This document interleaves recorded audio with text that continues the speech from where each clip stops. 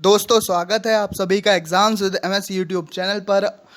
एक वीडियो में मैंने क्लास 10th हिंदी का सिलेबस बताया था, जिसमें मैंने ये बताया था कि हिंदी में कौन कौन से चैप्टर्स हटाए गए हैं और अब आपको कौन कौन से चैप्टर्स नहीं पढ़ने हैं। फिर आप लोगों ने कमेंट्स में पूछा था कि आप पूरा सिलेबस बताइए, तो इस वीडियो में हम कवर करेंगे वो चैप्टर भी जो कि हटाए गए हैं, प्लस आपको पूरा सिलेबस भी क्लास 10th हिंदी का दिखाएंगे जो कि यूपी बोर्ड परीक्षा 2021 के लिए सरकार ने निर्धारित किया है। तो चलिए देख लेते हैं हम हिंदी का पूरा सिलेबस। तो हिंदी क्लास 10th में आप यहाँ पे देख रहे हैं जो 30% सिलेबस कम किया गया है, उसमें गद्य में हटाए गए हैं चैप्टर क्या लिखूं क्या याद करूं, क्या लिखूं पदुमलाल पुन्नालाल बख्शी। दूसरा चैप्टर गद्य से हटा है ईर्ष्या तू न गई मेरे मन से, रामधारी सिंह दिनकर। पानी में चंदा और चांद पर आदमी, जयप्रकाश भारती का चैप्टर हट गया है गद्य से। अब काव्य में देखते हैं तो काव्य में हटा है सुमित्रा नंदन पंत का चंद्रलोक में प्रथम बार, महादेवी वर्मा का वर्षा सुंदरी के प्रति, माखनलाल चतुर्वेदी की कविता जवानी, केदारनाथ सिंह की नदी, अशोक वाजपेयी का युवा जंगल। संस्कृत में हटा है चैप्टर केन किम वर्धते, संस्कृत में चैप्टर हट गया है केन किम वर्धते और अनियोक्ति विलास। संस्कृत एवं हिंदी व्याकरण में क्या हटा है, समास में कर्मधारय और बहुव्रीहि समास हट गया है। संधि में वृद्धि संधि हटी है। सर्वनाम में तद और युष्मद हटे हैं। धातु रूप में दृश और पच हटे हैं। अब हम देखेंगे जो हमारा बचा हुआ सिलेबस है 70%, उसमें हमें क्या क्या पढ़ना है और किस तरह से आपको 100 नंबर के एग्जामिनेशन की तैयारी किस प्रकार से करनी है। दोस्तों 70 नंबर का एक पेपर होगा और 30 नंबर का प्रोजेक्ट होगा, ये हम जानते हैं। तो हिंदी गद्य के विकास का संक्षिप्त परिचय आपसे पूछा जाएगा। हिंदी गद्य के विकास का संक्षिप्त परिचय, शुक्ल तथा शुक्लोत्तर युग, ये 5 नंबर का होगा। इस पर आधारित बहुविकल्पीय और अति लघु उत्तरीय प्रश्न पूछे जाते हैं। फिर है हमारा हिंदी पद्य का विकास का संक्षिप्त परिचय, रीतिकाल और आधुनिक काल का इतिहास आपको पढ़ना है हिंदी पद्य का, इससे भी 5 नंबर के प्रश्न आएंगे। गद्य में क्या है, गद्य में हमारा निर्धारित पाठ्यवस्तु से संदर्भ, रेखांकित अंश की व्याख्या और तथ्यपरक प्रश्न, ये प्रश्न हमारा होगा गद्य का 6 नंबर का। इसी तरह से काव्य में आपको एक कविता का पार्ट दिया जाएगा जिसमें आपको उसका संदर्भ, उसकी व्याख्या और काव्य सौंदर्य लिखना है, इसके लिए भी आपको 6 अंक मिलेंगे। फिर एक प्रश्न आएगा संस्कृत गद्यांश अथवा पद्यांश का संदर्भ सहित हिंदी में अनुवाद करना है।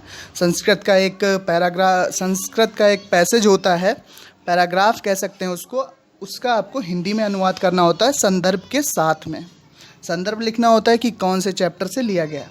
फिर निर्धारित पाठों के लेखकों एवं कवियों का जीवन परिचय एवं रचनाएं। 3-3 नंबर के 2 जीवन परिचय आएंगे, एक होगा कवि का और एक होगा लेखक का। एक जीवन परिचय गद्य के लेखकों से और एक जीवन परिचय काव्य के कवियों का। एक कवि का आपको जीवन परिचय लिखना है। 3 दिए होंगे, उसमें से एक का आपको लिखना होता है। तो 3 लेखकों के जीवन परिचय में से एक लेखक का जीवन परिचय आपको लिखना होगा एग्ज़ाम में, और 3 कवियों के नाम दिए जाएंगे, उसमें से किसी एक कवि का जीवन परिचय लिखना होगा। फिर है हमारा संस्कृत के निर्धारित पाठों से कंठस्थ एक श्लोक जो प्रश्न पत्र में ना आया हो। एक श्लोक याद कर लो, अभी से याद कर लो तो आपके 2 नंबर बिल्कुल पक्के हो जाएंगे। 2-3 श्लोक याद कर लो, हो सकता है कि जो आप याद करें वो एग्ज़ाम में भी आ जाए, तो आप 2-3 श्लोक याद कर सकते हैं। फिर संस्कृत के निर्धारित पाठों पर आधारित 2 अति लघु उत्तरीय प्रश्नों का संस्कृत में उत्तर, ये 2 नंबर में आएगा। 2 प्रश्न होंगे छोटे छोटे संस्कृत के चैप्टर में से, उनको आपको लिखना है। फिर आएंगे हमारे काव्य सौंदर्य के तत्व। रस में आपके 2 रस होंगे, हास्य रस एवं करुण रस की परिभाषा, उदाहरण और पहचान। उसके बाद अलंकार में, अर्थ अलंकार में 3 अलंकार आपको तैयार करने हैं, उपमा, रूपक और उत्प्रेक्षा।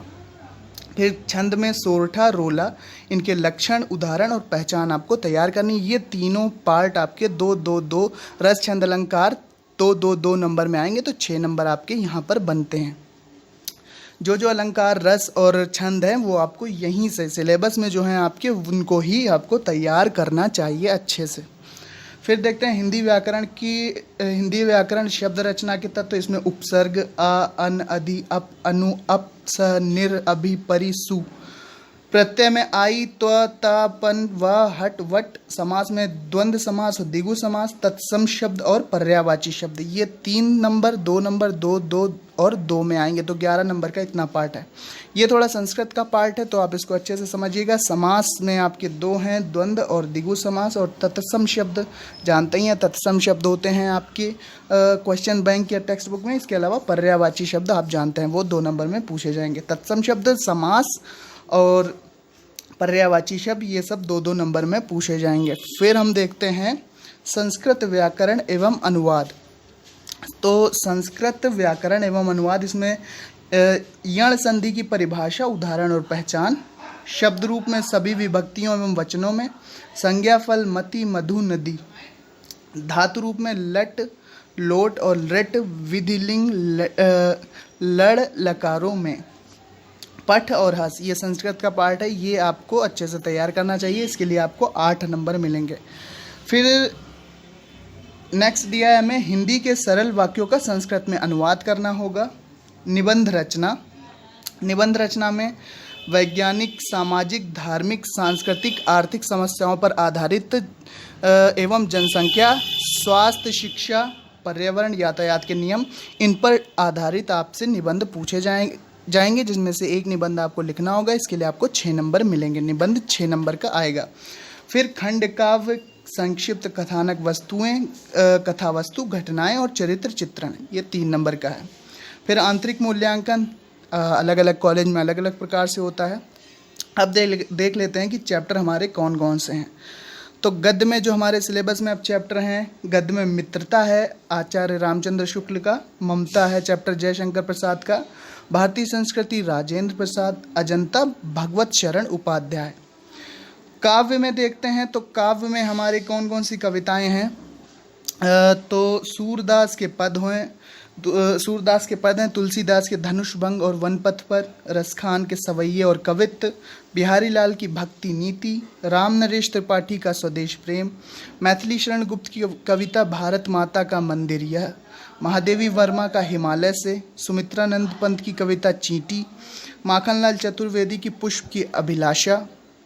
इसके बाद सुभद्रा कुमारी चौहान की झांसी की रानी की समाधि पर, अशोक वाजपेयी की भाषा एकमात्र अनंत है और श्याम नारायण पांडे के हल्दी घाटी, ये कविताएं हैं। संस्कृत में जो चैप्टर है हमारे, वो कौन कौन से बचे हुए हैं आपके सिलेबस में। वाराणसी, देशभक्त चंद्रशेखरा, छांदोग्योपनिषद षष्ठोध्याय, भारतीय संस्कृति, वीर वीरेण पूज्यते और आरूढ़ी श्वेत केतु संवाद, आरूढ़ी श्वेत केतु संवाद, जीवन सूत्राणी। इतने चैप्टर आपके संस्कृत में हैं जो आपके सिलेबस में बचे हुए हैं। खंड काव्य जिलेवार होते हैं, अलग अलग ज़िलों में अलग अलग खंड काव्य होते हैं। जैसे ज्योति जवाहर कानपुर ज़िले में आता है, तो आप यहाँ पर खंड काव्य भी देख सकते हैं कि आपको कौन सा खंड काव्य पढ़ना है।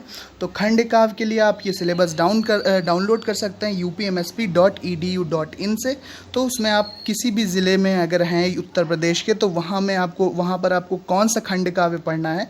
जैसे कानपुर में पढ़ाया जाता है ज्योति जवाहर, कानपुर, प्रतापगढ़, मिर्ज़ापुर, ललितपुर, रामपुर, गोंडा में ज्योति जवाहर होता है। तो ये आपको खंड काव्य आपके टीचर बताएंगे। तो ये था हमारा पूरा सिलेबस हिंदी का क्लास 10th के लिए। उम्मीद करते हैं आपको अच्छे से समझ में आया होगा कि क्या अब आपको पढ़ना है और क्या अब आपको नहीं पढ़ना है। सबसे इम्पॉर्टेंट है कि ये आपको ध्यान रखना चाहिए कि क्या आपको नहीं पढ़ना है। तो ये जो आपको सिलेबस दिख रहा है यहाँ से लेकर यहाँ पर गद्य, काव्य और संस्कृत हिंदी व्याकरण में क्या क्या हटाया गया है, ये आपको अच्छे से पता होना चाहिए।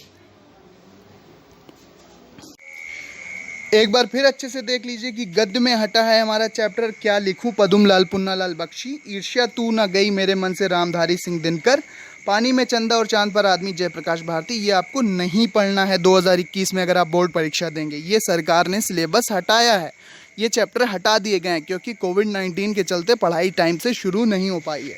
फिर काव्य में हटा है सुमित्रानंदन पंत का चंद्रलोक में प्रथम बार, महादेवी वर्मा का वर्षा सुंदरी के प्रति, माखनलाल चतुर्वेदी की कविता जवानी, केदारनाथ सिंह की कविता नदी, अशोक वाजपेयी की युवा जंगल, संस्कृत में हटा है केन किम वर्धते और अनियोक्ति विलास। संस्कृत एवं हिंदी व्याकरण ग्रामर में हटा है समास में से कर्मधारय और बहुव्रीहि समास हटे हैं। संधि में वृद्धि संधि हट गई है। सर्वनाम में तद और युष्मद हट गए हैं और धातु रूप में दृश्य और पच हट गए। तो दोस्तों ये था हमारा पूरा हिंदी का सिलेबस यूपी बोर्ड परीक्षा 2021 क्लास 10 के लिए। उम्मीद करते हैं वीडियो आपको पसंद आया होगा। अगर पसंद आया तो लाइक शेयर और सब्सक्राइब कर दीजिए अगर आपका मन हो। So guys, thanks for watching and listening me and good luck for the future दोस्तों। Thank you and bye bye.